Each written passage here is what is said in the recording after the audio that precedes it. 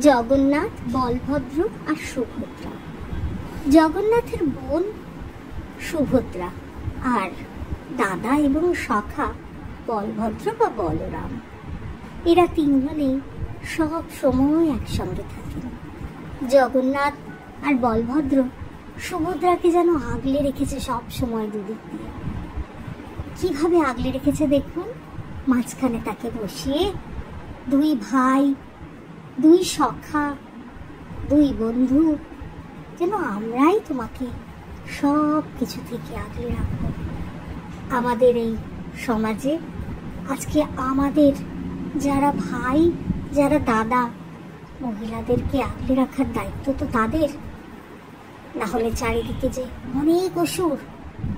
শ্রীকৃষ্ণ যেমন তার রাধাকে আগলে রেখেছেন, ঠিক তেমনই আর জগন্নাথ তো তারই রূপ।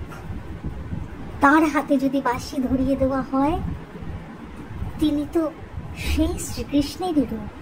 হে প্রভু, তুমি তোমার ভক্তদের, মানব রূপী সখীদের রক্ষা করো।